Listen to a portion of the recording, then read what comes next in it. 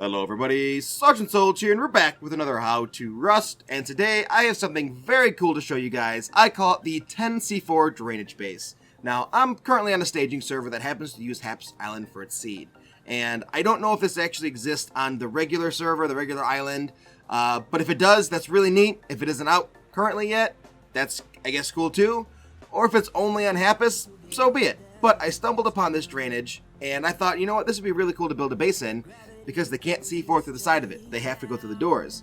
And lo and behold, that ended up being the case.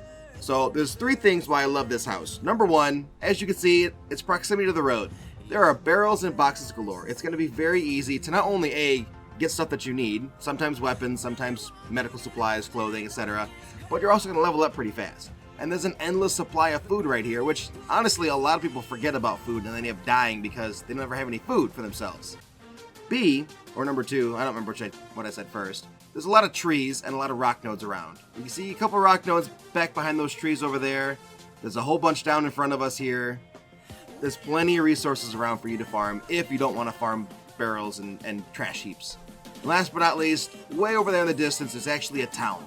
And considering it's not that far away, this is probably going to be pretty hot real estate. So given all three things combined together, it's actually not a bad little house. So starting off, we're going to start going inside now. You can tell it's all triangles, because we all know why triangles, right? Because you get an extra wall out of it, technically. And you're also going to notice that these are all armored doors. Now, personally, I prefer armored doors because it's only one C4 to go through a sheet metal door, and this turns it into a 5C4 raid base. Yeah. And we don't want that. We want as many C4 as possible sunk into this thing, or cheaper explosives, but it's completely up to the raider. So at least if you use armored doors, they're going to have to go through it with 2 C4. Because no one's going to actually blow the armored door, they're going to blow the door from around it, right? So going into the base here, whoops, we're going to go through the first door here, that's 2 C4. Second door, another 2 C4, because we're going to go blow the door frame, right? So we get into here and you can see we're already starting to get into the tunnel.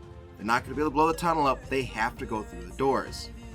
Especially if you do what I did and you placed a wall right on the left side and a wall right on the right side, they have to go through the door. They cannot sneak their way around it. So another door, close you, 6 C4 now, and in this next room we have a small furnace and a storage box. Basically this just allows you to dump all your stuff from the furnace into the box without having to go into your loot room. Now unfortunately the way I have it set up back there, you cannot access this box from the other side, but if you remove a box or two from your storage room, you'll be able to, it'll be fine. Into the next room now, which is 8 C4 for counting, we have our sleeping bag and 2 more furnaces, 3 small furnaces total, which for a solo player, that's plenty. You don't need more than that because you're not going to have a whole ton of resources because you're always going to have to be very paranoid when running around the road in town. Close that behind us. Last but not least, our last door, which gives us a 10 C4 raid. Also, features a very nice handy light. I did not know that you could attach lights to the underside of door frames like that, which helps provide light for our loot room because all we have is the campfire in here. And if you don't want to be cooking any food, this will actually provide enough light for you to do what you need to do and not give anything away. So we'll just close that door now. See what's on the inside of the room? Isn't that cool? Love it. So inside here, everything is perfectly safe. They can't blow through here unless they get through your doors. We have our tool cupboard. Again, perfectly protected. 1, 2, 3, 4, 5, 6, 7, 8, 9 small chests. Now granted, the small chests, the small box storage boxes only have 12 items that they can put into them as opposed to the 30 of the large chest. However, you're able to fit more small chests in here than you would large chests. I believe I was able to squeeze 2 large chests into here. So granted, yeah, it's a lot tighter with the large chest and you may end up getting more items out of it if you have to remove some of these small ones. But personally, I prefer the small ones because it doesn't feel quite as cramped and I'm actually able to move around a bit in here. Now, the way that I have it currently set up, I could not fit anything against the slope here. If you change the way the boxes are formed and kind of tweak stuff, turn it around, you may be able to squeeze an extra furnace in here, but that's completely up to you guys. As a solo player, 3 is probably going to be plenty. But that's pretty much it for this base. There really isn't all that much more about it. It's perfect for solo players, and considering it takes 10 C4 to get in here, I think it's actually one of the strongest bases that I've ever seen. Now, granted, like I said, I don't know if this drainage tunnel exists on the main island or if it exists on Savas or anything else.